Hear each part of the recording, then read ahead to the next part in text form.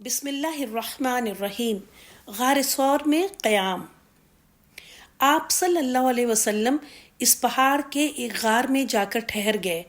ادھر یہ قریشی جوان صبح تک آپ صلی اللہ علیہ وسلم کے باہر تشریف لانے کا انتظار کرتے رہے اور بالآخر یہ ہوا کہ وہاں آپ صلی اللہ علیہ وسلم کی جگہ علی رضی اللہ عنہ ہیں تو سخت پریشان ہوئے اور چاروں طرف اپنے قاصد آپ صلی اللہ علیہ وسلم کی تلاش میں بھیجے اور حضرت صلی اللہ علیہ وسلم کے گرفتار ہونے پر 100 اونٹ کا انعام مقرر کیا۔ بہت سے آدمی آپ صلی اللہ علیہ وسلم کی تلاش میں نکل کھڑے ہوئے اور بعض قیافہ شناس لوگ آپ صلی اللہ علیہ وسلم کے نشان قدم پر تلاش کرتے ہوئے ٹھیک اس غار کے کنارے پر پہنچ بھی گئے کہ ذرا جھک کر دیکھتے تو صاف آپ صلی اللہ علیہ وسلم سامنے تھے۔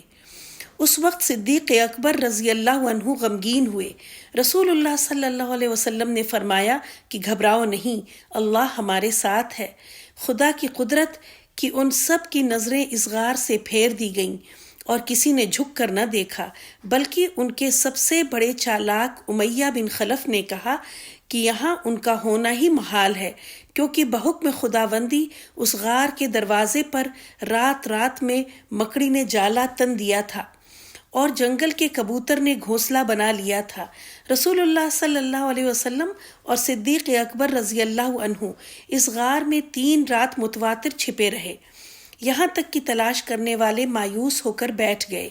ان تینوں دنوں میں برابر صدیق اکبر رضی اللہ عنہ کے صاحبزادے عبداللہ رات کو خفیہ آپ صلی اللہ علیہ وسلم کے پاس آتے تھے اور صبح سے پہلے ہی مکہ پہنچ جاتے تھے۔ دن میں قریش کی خبریں سن کر راتوں کو آپ صلی اللہ علیہ وسلم کے سامنے بیان کرتے تھے اور ان کی بہن اسماء بنت ابو بکر رضی اللہ عنہا ہر رات میں کھانا آپ صلی اللہ علیہ وسلم کے پاس پہنچاتی تھیں۔ چونکہ عرب کے لوگ نشان قدم کو پہچانتے تھے، اس لیے عبداللہ نے اپنے غلام سے کہہ رکھا تھا کہ روزانہ بکریاں چرانے کے لیے غار تک لے جایا کرے تاکہ ان کے نشانات قدم مٹ جائیں۔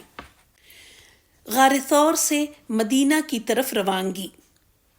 غار ثور کے قیام کے تیسرے دن ربیع الاول 1 ہجری بروز پیر صدیق اکبر رضی اللہ عنہ کے آزاد کردہ غلام عام بن فہیرہ رضی اللہ عنہ دونوں اونٹنیاں لے کر پہنچے جو اسی سفر کے لیے حضرت صدیق اکبر رضی اللہ عنہ نے مہیا کی تھیں، اور ان کے ساتھ عبداللہ بن ارقیت بھی پہنچے جن کو راستہ بتلانے کے لیے اجرت دے کر ساتھ لے لیا تھا۔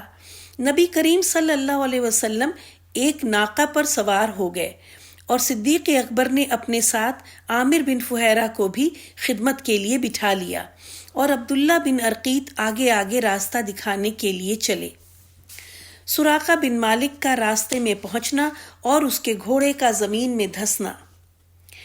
آگے بڑھے تو قریش کے قاصدوں میں سے سراقہ بن مالک جو آپ صلی اللہ علیہ وسلم کی تلاش میں پھر رہا تھا یہاں تک پہنچ گیا۔ جب آپ صلی اللہ علیہ وسلم کے قریب آیا تو اس کے گھوڑے نے ٹھوکر کھائی اور سراقہ گر پڑا، مگر پھر سوار ہو کر آپ صلی اللہ علیہ وسلم کے پیچھے چلا، یہاں تک کہ آپ صلی اللہ علیہ وسلم کی تلاوت قرآن کی آواز سنی۔ اس وقت صدیق اکبر رضی اللہ عنہ بار بار مڑ کر اس کو دیکھتے تھے، مگر حضرت صلی اللہ علیہ وسلم نے اس کی طرف التفات ہی نہ کیا۔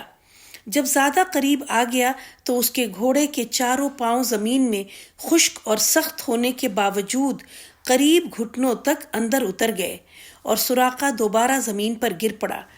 اب ہر چند گھوڑے کو نکالتا ہے مگر وہ نہیں نکلتا۔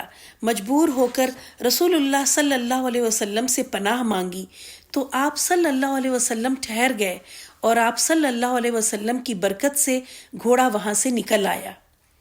جب گھوڑے کے پاؤں زمین سے نکلے تو پاؤں کی جگہ سے ایک دھواں اٹھتا ہوا دکھائی دیا۔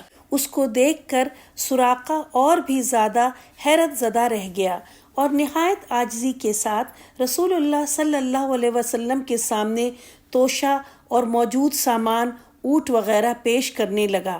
آپ صلی اللہ علیہ وسلم نے اس کو قبول نہ کیا اور فرمایا کہ جب تم اسلام قبول نہیں کرتے تو ہم بھی تمہارے اونٹ وغیرہ قبول نہیں کرتے، بس اتنا کافی ہے کہ تم ہمارے حال کو کسی سے بیان نہ کرو۔ سراقہ ادھر سے واپس ہوا اور جب تک آپ صلی اللہ علیہ وسلم کے متعلق خطرہ ہو سکتا تھا اس وقت تک کسی سے اس واقعے کا ذکر نہ کیا۔ سراقہ کی زبان سے آپ صلی اللہ علیہ وسلم کی نبوت کا اعتراف۔ کچھ دنوں کے بعد سراقہ نے ابو جہل سے اس واقعے کا ذکر کرنے کے بعد چند اشعار پڑھے جن کا ترجمہ یہ ہے: اے ابو الحکم، یہ ابو جہل کا نام تھا، لات کی قسم، لات ایک بت کا نام ہے جس کی قریش پوجا کرتے تھے۔ اگر تم اس گھوڑے کے زمین میں دھس جانے کا مشاہدہ کرتے تو تمہیں اس بات میں شک کی گنجائش نہ رہتی کہ محمد صلی اللہ علیہ وسلم اللہ کے رسول ہیں۔ میری رائے میں تمہیں لازم ہے کہ ان کی مخالفت سے خود بھی اجتناب کرو اور لوگوں کو بھی منع کرو، کیونکہ مجھے یقین ہے کہ تھوڑے ہی عرصے میں ان کی کامیابی کے نشانات اس طرح چمک جائیں گے کہ تمام انسان اس کی تمنا کریں گے کہ کاش ہم ان سے صلح کر لیتے۔ رسول اللہ صلی اللہ علیہ وسلم کا معجزہ، ام معبد رضی اللہ عنہا اور ان کے خاوند رضی اللہ عنہ کا اسلام۔ راستے میں ایک عورت جن کا نام ام معبد بنت خالد ہے، ان کے مکان پر گزر ہوا۔ ان کی بکری جو بالکل دودھ نہ دیتی تھی، آپ صلی اللہ علیہ وسلم نے اس کے تھنوں پر ہاتھ پھیر دیا تو دودھ سے بھر گئے، جس کو آپ صلی اللہ علیہ وسلم نے بھی پیا اور اپنے ساتھیوں کو بھی پلایا، اور یہ برکت اسی طرح برابر جاری رہی۔ جب آپ صلی اللہ علیہ وسلم یہاں سے رخصت ہوئے تو ام معبد کا خاوند آیا اور بکری کے دودھ کے متعلق یہ عجیب واقعہ دیکھ کر حیران رہ گیا۔ سبب پوچھا تو ام معبد نے کہا کہ ایک نہایت شریف و کریم جوان کے ہاتھ کی برکت ہے۔ خاوند یہ سن کر کہنے لگا، بخدا یہ تو وہی مکہ والے بزرگ معلوم ہوتے ہیں۔ ایک روایت میں ہے کہ اس کے بعد ان دونوں نے بھی ہجرت کی اور مدینہ پہنچ کر مسلمان ہو گئے۔